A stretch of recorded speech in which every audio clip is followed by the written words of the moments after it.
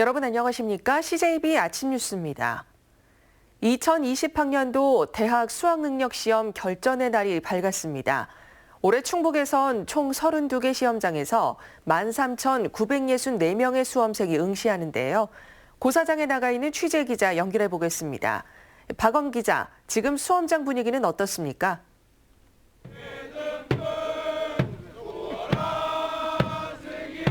네, 저는 지금 청주 세관고등학교에 나와 있습니다. 지금 이곳의 기온이 영상 1도로 수능 한파가 느껴지고 있는데요. 하지만 이른 아침부터 후배들의 열띤 응원으로 이곳의 분위기가 후끈 달아오르고 있습니다. 그럼 응원 나온 학생과 함께 이야기 나눠보도록 하겠습니다. 네, 안녕하세요. 안녕하세요. 저는 오송고등학교 1학년 8반 배윤영입니다. 네, 오늘 몇 시부터 나오신 거예요? 오늘 4시 반에 일어나서 오송에서 5시 반에 왔습니다. 5시 반에 왔어요. 네, 오늘 이렇게 쉬는 날인데도 이렇게 나와서 고생을 하고 있는데 선배들 힘내라고 응원의 한마디 해볼까요? 제가 기숙사에 살아서 3학년 정복 씨를 항상 보는데요. 볼 때마다 항상 열심히 하시더라고요. 오송고 선배님들 모두 좋은 대학 가셨으면 좋겠고 오송고 수능 씹어먹자! 네, 감사합니다. 네, 이번엔 수험생들을 격려하기 위해 이곳을 찾은 김병우 교육감을 모시고 이야기 나눠보도록 하겠습니다. 네, 안녕하세요. 네, 반갑습니다. 수고 많으십니다. 네, 오늘 이렇게 수험생들이 가장 열심히 준비를 해왔고 최선의 노력을 다 해왔는데 수험생들에게 격려의 한마디 부탁드릴까요? 네, 지금 걱정했던 입시 한파도 없어서 다행이고요. 도내 고사장들마다 만반의 준비를 갖추고 있으니까 우리 학생들이 평소 닦아온 실력을 마음껏 발휘해서 좋은 결과 내기 바랍니다. 충북 학생들 화이팅! 네, 감사합니다. 네. 네, 이제 입실 완료 시간인 8시 10분까지 약 50분 정도 남아 있는데요. 수험생들 역시 슬슬 이제 시험장에 모습을 드러내고 있습니다. 오늘 도내에서는 32개 시험장에서 13,964명의 수험생이 응시할 예정입니다. 해마다 반입 금지 물품 때문에 0점 처리되는 안타까운 학생들 나오죠. 우선 검은색 연필과 컴퓨터용 사인펜을 제외한 개인 필기구는 휴대할 수 없습니다. 또 휴대전화는 물론 요즘 많이 사용하는 블루투스 이어폰과 스마트워치, 전자담배 등 전자기기는 모두 반입 금지입니다. 단 전자식 화면 표식이 없이 시침과 분침만 있는 아날로그 시계는 가져갈 수 있습니다. 또 1교시의 국어 영역을 선택하지 않은 수험생들도 반드시 8시 10분까지 입실해서 감독관 안내에 따라 지정된 대기실로 이동해야 합니다. 4교시에 치러지는 한국사와 사회, 과학, 직업탐구 영역 응시 방법을 반드시 숙지해야 하는데요. 지난해 수능에서 부정행위로 무효 처리된 수험생 중에 탐구 영역 선택 과목 응시 방법을 위반한 경우가 가장 많았던 만큼 헷갈려서 실수하지 않도록 조심하셔야겠고, 특히 한국사는 응시하지 않으면 시험 자체가 무효 처리되니까 주의해야 합니다. 지금 수험장 주변이 혼잡해지고 있는데요. 아직 출발하지 않은 수험생들 서두르셔야겠습니다. 지금까지 청주 세관고등학교에서 CJB 뉴스 박원입니다. 네, 다음 뉴스입니다. 화성 연쇄살인 8차 사건의 범인으로 지목돼 20년간 옥살이를 한 윤모 씨가 재심을 청구했습니다. 사건이 발생한 지 꼭 30년 만인데요. 진기훈 기자가 윤 씨를 직접 만나 재심을 신청한 이유와 그 심정을 들어봤습니다. 청구서 없나요? 20년간 억울한 옥살이를 했다고 주장하는 윤 씨가 자신에게 살인 혐의로 무기징역을 선고한 수원지방법원에 재심을 청구했습니다. 윤 씨 변호인인 박준영 변호사는 화성 사건 피의자 이춘재가 구체적인 자백을 내놓은 점, 당시 국과수 감정서의 과학적 근거가 취약했던 점 등을 재심 근거로 들었습니다. 수사나 재판 가는 과정에서 보호자나 변호인의 조력을 전혀 받지 못했습니다. 수사 과정은 위법했고 재판은 부실했습니다. 이런 것도 재심 사유를 판단하는 과정에서 고려돼야 될 사정이라 생각합니다. 기자회견을 마친 윤 씨는 CJB를 직접 방문해 당시 경찰의 강압적인 수사는 악몽과도 같았고 재심을 통해 무엇보다 잃어버린 명예를 찾고 싶다고 밝혔습니다. 내가 30년 전에 억울하게 살았지만 난 명예를 찾고 싶은 거죠. 인생을 돈을 바꿀 수는 없습니다. 제 20년 인생을 누가 책임지겠어요. 또 당시 수사했던 경찰의 진심 어린 사과가 있으면 용서하겠다는 뜻도 내비쳤습니다. 죄를 위하여 사람 위하지 말라 했어요. 만약에 그 형사분들이 잘못이 있다고 쳐요. 하지만 그 잘못을 뉘우치고 국민들 사자면 저는 그걸 용서하겠다는 거예요. 앞으로 남은 인생은 그저 평범하고 성실하게 살고 싶다는 윤 씨. 충북 진천이 고향인 어머니의 가족, 외가 친척들을 찾아 어머니와의 추억을 되찾고 싶다고 말합니다. 어머니에 대한 거 할아버지 외가 쪽에 대한 걸 알고 싶어가지고 찾고 싶은 거예요. 어머니가 어떻게 생고 살았는지, 할아버님이 어떻게 했는지 저는 그걸 알고 싶은 거죠. 외가 쪽으로. 무죄를 향한 싸움은 이제부터 시작이라는 윤 씨. 1989년 사건 발생 30년 만에야 결백을 인정받을 수 있을지 주목됩니다. CJB 뉴스 진기훈입니다. 더불어민주당이 충북에 있는 반도체 업체를 찾아 최고위원회를 열었습니다. 충청북도는 시스템 반도체 분야 중심지가 될 수 있도록 지원해달라고 요청했습니다. 구준혜 기자입니다. 더불어민주당이 반도체 산업의 경쟁력 강화 방안을 논의하겠다며 청주에 있는 반도체 업체를 찾아 최고위원회의를 열었습니다. 이해찬 대표는 일본 수출 규제를 소재 부품 산업의 자립 기회로 삼아야 한다고 말한 뒤 상대적으로 뒤져있는 비메모리 분야에서 성과를 내달라고 당부했습니다. 점유율이 한 5%밖에 안 되고 대만이 주로 점유율을 하고 있는데 이제 우리도 역점을 둬서 시작을 하면은 좋은 성과를 가져올 수 있다고 생각합니다. 시스템 반도체로도 불리는 비메모리 반도체는 CPU와 같은 정보 처리를 위한 반도체를 말합니다. 세계 반도체 시장의 70%를 차지하고 부가가치가 높은 다품종 소량 생산으로 메모리보다 투자 수익률이 좋은 것으로 알려집니다. 눈부신 미래의 먹거리가 될 수 있는 시스템 반도체 육성을 위해 현장을 직접 방문하셔서 진심으로 감사드립니다. 충청북도도 정부의 육성 의지에 발맞춰 시스템 반도체 분야를 미래 신성장 산업으로 선정했습니다. 내년부터 2026년까지 2,500억 원을 들여 충북 혁신 도시에 시스템 반도체 후공정 플랫폼을 구축할 계획입니다. 이를 통해 2030년까지 매출 271억 달러, 5만 명 이상 고용을 목표하고 있습니다. 명을 걸고 열심히 노력해서 대한민국의 시스템 반도체를 충북이 선도해 나가도록 그렇게 하겠습니다. 하이닉스 등 120여 개 반도체 기업이 밀집해 있고 정부와 여당이 강한 육성 의지를 밝히면서 충북의 시스템 반도체 전략도 탄력을 받을 수 있을 것으로 기대됩니다. CJB 뉴스 구준혜입니다.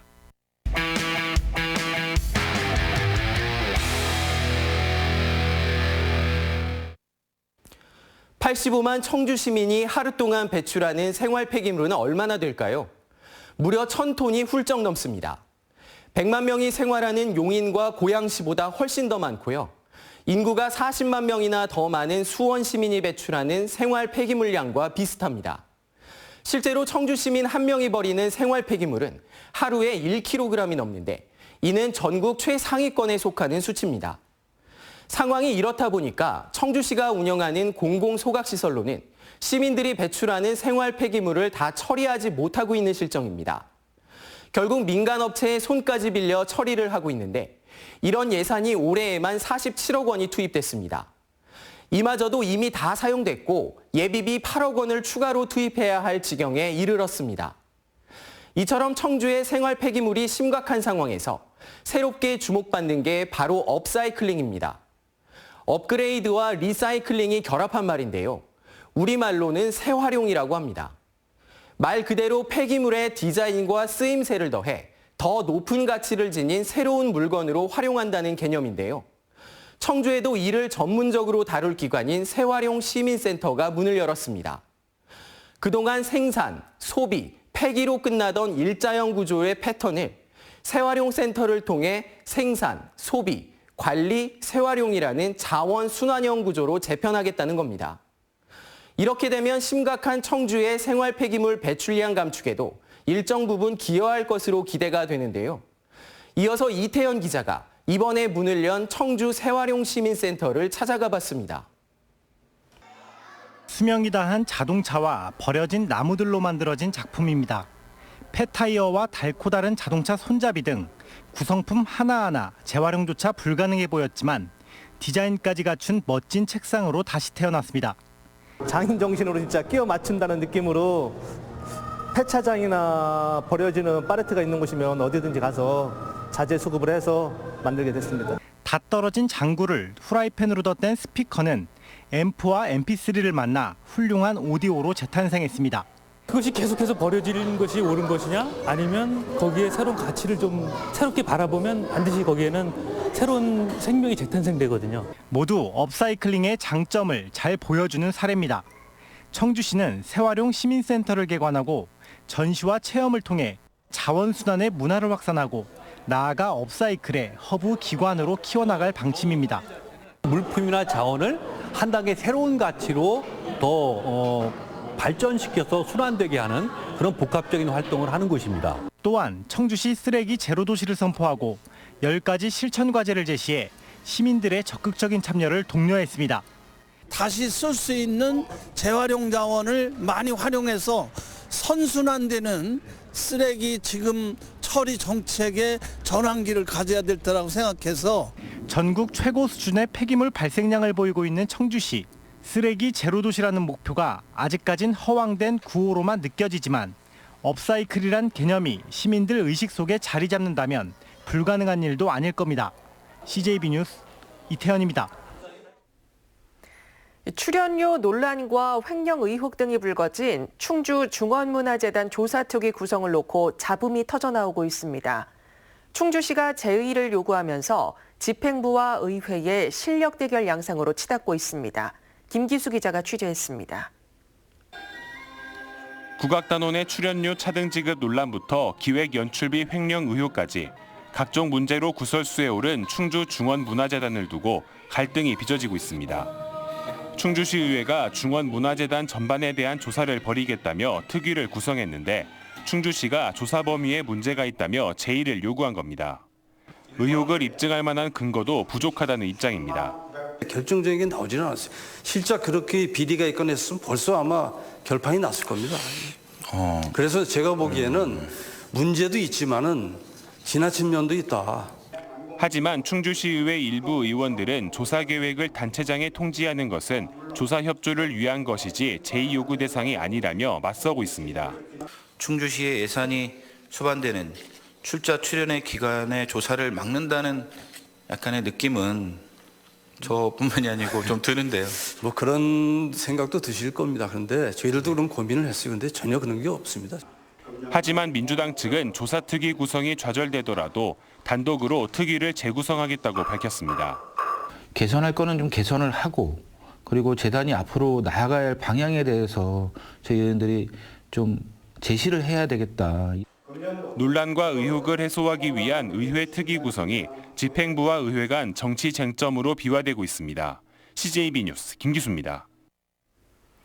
김장 축제를 열어 대박을 터뜨린 괴산군이 당시 군민들의 손으로 버무린 김장을 울릉도와 독도에 전달했습니다. 김장에 담긴 나눔의 미덕을 우리 영토의 동쪽 끝까지 전해주고 싶다는 속뜻이 담겨 있습니다. 조상호 기자입니다. 경북 포항에서 배로 3시간 넘게 걸려 도착한 울릉도. 고생 끝에 찾아온 내륙 손님을 울릉 군수가 반갑게 맞이합니다. 김장 김치를 전하자 고마움을 감추지 않습니다. 아이고 정말로 이 충북 먼 곳인데 동해 외딴섬 울릉도까지 또 도와주신 데 대해서는 진심으로 고맙다는 인사를 드리고. 괴산에서 실어온 김장 김치는 모두 45상자 900kg으로 울릉도 사회복지시설과 독도 경비대에 전달됐습니다. 울릉도 이제 섬이다 보니까 육지에서 이렇게 들어오기가 비싸거든요. 그런데 이렇게 지원을 해주셔가지고 겨울을 나기에 엄청나게 도움이 될 것 같습니다. 농경지가 부족한 울릉도는 대부분 육지에서 절임 배추를 들여와 김장을 담습니다. 백길도 마다 않고 울릉도까지 온 건 나누고 베푸는 우리 고유의 김장 문화를 실천하고 절임 배추의 고장 괴산을 홍보하기 위해서입니다. 괴산군은 지난 김장 축제 당시 2가지 특별 행사를 열었는데 주한 외교관들을 초청해 김장 체험을 한 것과 이번 울릉도 독도에 전달할 김장을 따로 마련한 것입니다. 절임 배추와 청결고추도 홍보하는 그런 효과도 있으리라고 보고요. 또 우리나라의 대표적인 음식 문화인 김치를 세계화시키는 이런 역할도 할 수 있으리라고 생각을 합니다.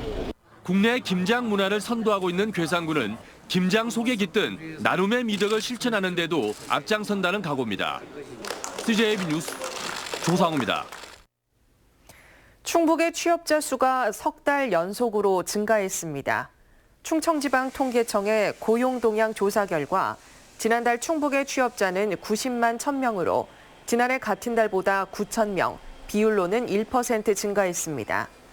고용률은 64.1%로 0.1%포인트 하락한 가운데 실업률도 0.1%포인트 떨어진 1.9%를 나타내 혼조세를 보였습니다. 이시종 지사와 한범덕 청주시장이 도청에서 청주시 문화도시 지정 업무협약을 체결했습니다. 이에 따라 도는 청주시가 문화도시로 지정될 경우 전체 사업비의 15%를 도비로 지원합니다. 청주시는 지난해 12월 문화도시 예비도시로 지정됐고 다음 달 최종 선정되면 5년간 최대 100억 원의 국비를 지원받게 됩니다. 다음은 오늘 도내에서 열리는 행사를 안내해드립니다. 청주에서는 1회 직지가요제가 오후 6시 예술의 전당에서 열립니다. 충주에서는 어린이 공연 빵 굽는 포포 아저씨가 오전 10시 30분 호암예술관에서 열립니다. 단양에서는 사랑의 김장 나누기 행사가 오전 10시 여성발전센터에서 있습니다. 끝으로 날씨입니다. 충북지방 오늘 가끔 구름 많은 가운데 아침 기온이 어제보다 떨어지고 바람이 강하게 불면서 매우 춥겠습니다.